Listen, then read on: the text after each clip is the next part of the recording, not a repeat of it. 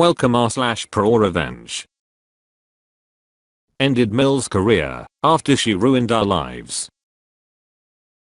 I've posted a bit about my fiance's adoptive mother, Susan, in the last couple weeks, mostly on Just Normal, where I might cross-post this to later, but for anyone unfamiliar with Susan, she was my lecturer when I was at university.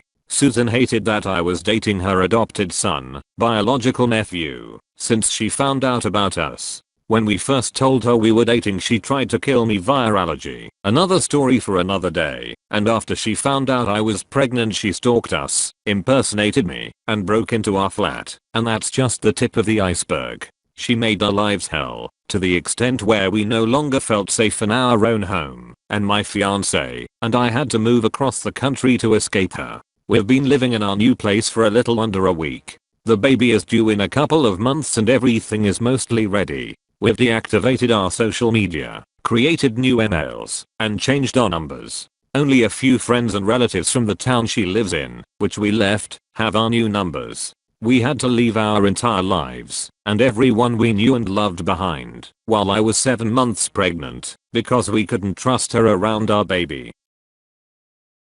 On Monday, an email was sent from the dean to Susan's graduating students saying Susan was being considered for a promotion from lecturer to head of department, and they wanted to hear from her students first. The aim of this was to receive glowing recommendations to give to the board. This was not the result. As I changed my email, I hadn't seen this. One of my friends who had my new number and was on the course with me did see the email, and on Tuesday he gave my new number to the dean, saying that he would only give her the number in person, on paper, and only if she agreed to ring when she was alone and throw out the paper and erase it from the logs after. If she was calling from a university phone, then the number would go on the call logs that were accessible by all members of staff, but he assured her that this was something she'd want to hear before promoting Susan. So I got this call from the dean on Tuesday. She told me what was going on. My friend hadn't had time to get in touch before she rang, and she asked me why my friend thought I should speak to her.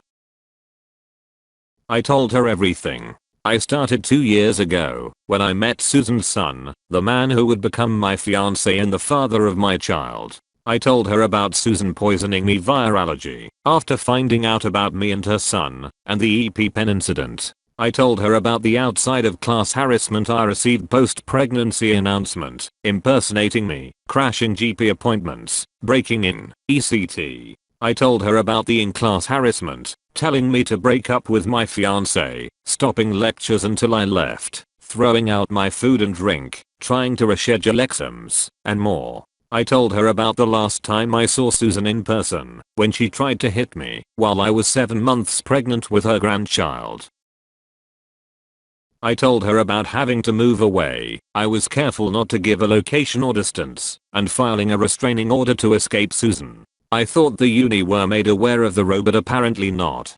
Fiance then arrived home from work, and when I told him what was happening, he was all too eager to chime in with stuff I forgot, copying keys, punching the landlord, cancelling orders, going through our things. He also told the dean about the abuse he got from her growing up. We also gave the dean the names of people willing to support our story, as well as some dates, times, and locations of on-campus incidents. I'd made a note of a few of them, so she could pull CCTV from the campus security recordings. Fiance also told her the story of one of his cousins, Susan's BO kid, who got close with a guy on Susan's course, but the guy was told to break up with her by Susan with a thinly veiled threat against his academic career. We also told the dean about Susan telling me to break up with my fiance and vice versa, so she could better maintain professionalism. They asked me why I hadn't filed charges, and I said all I'd gained from filing charges is Susan staying away from me, and the row, and moving away has the same effect. Plus, as it's exam season, my tutor work is really taking off, and I don't have the time to go through a whole court case, and I'll have even less time once the baby arrives. The baby is due in about 8 weeks and Susan has already caused me enough stress. Tomorrow, in the meeting, where Susan is fully expecting to be told she got her promotion, the dean is now going to give her a week to hand in her resignation. If she refuses, she will be fired. If she does not hand in her resignation, she will be fired. She will not be getting a reference. The only reason she is being given the option to resign is that she has worked at this university for nearly a decade, but if she so much as raises her voice in the meeting tomorrow, she will be fired. Security will be present for the meeting, in case she tries anything. Meanwhile, the friends we left behind aren't hesitating to tell anyone who will listen all about what Susan did during the course of mine and my fiance's relationship. There's not a single soul left in that town who trusts her or will take her side if she tries to fight back, not even her husband, who told us that now all their kids are over 18, he will be initiating divorce proceedings. I don't feel even a little bit bad. I know there's a chance I went too far, but I didn't lie or embellish anything. I just gave the dean the facts as they are. Everything is 100% true, and while it was me who told the dean, I see this as Susan's actions having consequences.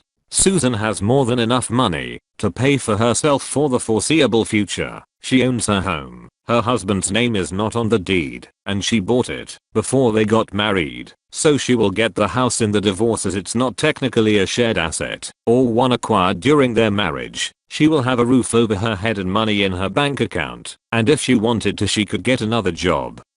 Just probably not one as a lecturer. Facts. What is Susan and fiance's relationship exactly? Biologically, they're aunt and nephew.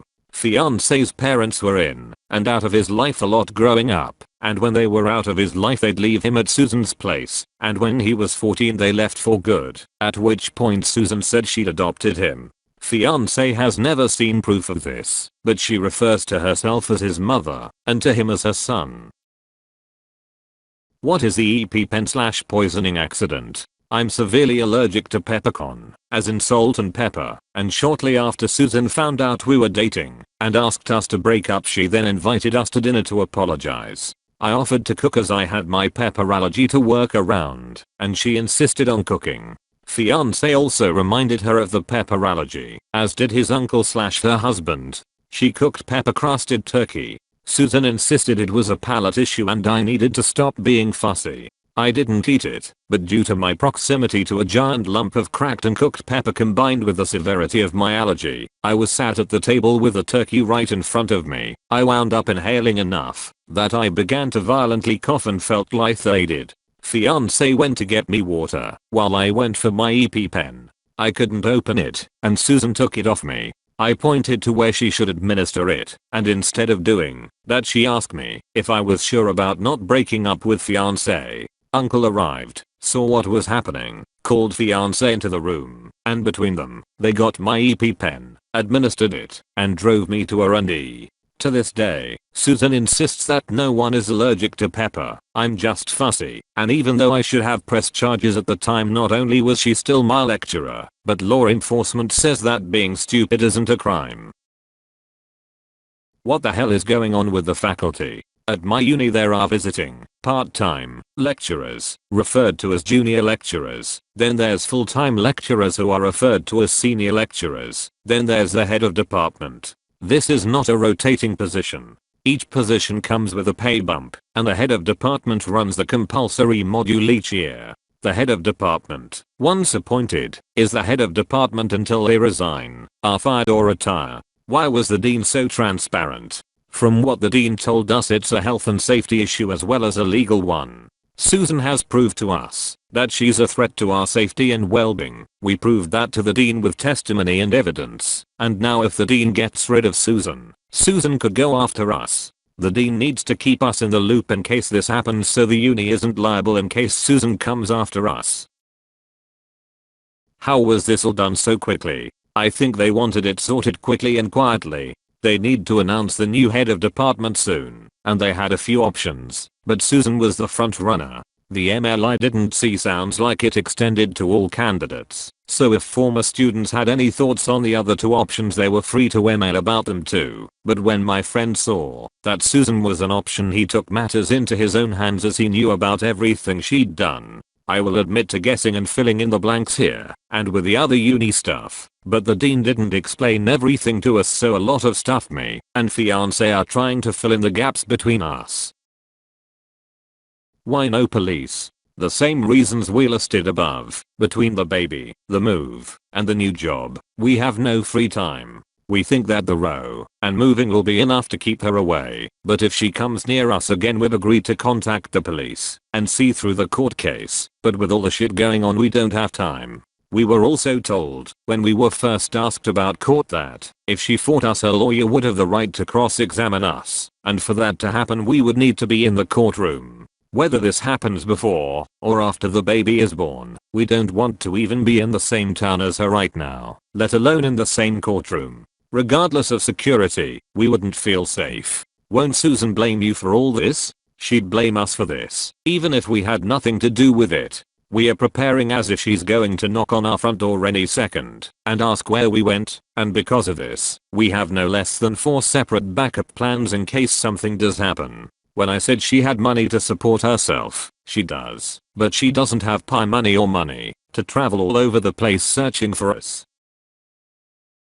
Any therapy? Fiancé is in therapy because of her RN. Tried to get her in therapy, but she didn't want to. She went for 1 session with my fiancé as a mother-son thing, and never again. What's the security situation at your new place? We have and are in the process of installing one of those doorbells with video feed and CCTV. We replaced the short screws in the doors with longer ones. Our place has a high metal fence with a locked metal gate on the front, and we're looking into if it's possible to fit a keypad or something similar, so we'd have a code on it. Our new hospital has had some issues with the maternity ward in the last couple years, so they up security in a big way, and now all visitors have to wear passes and sign in with photo ID, and they have a system where once the person signing inputs in their name, they type it into a computer, and the computer will alert them if this person is banned, like Susan is, and in that case she will not get a visitor pass, and therefore not be able to access the ward. Can't she track you via social media? We've erased everything from our social media, deactivated our accounts, never mentioned anything about the place we moved to online or viral. Fiancé works in it, and he's in the process of erasing all our accounts. What about this Reddit account? It's a throwaway account being updated from my old phone via mobile data. I have my new phone and number now. It's how my friend contacted me, but the old phone is still in service, so I'm updating via that, and once I'm done with this whole saga, this account is also going to be gone for good.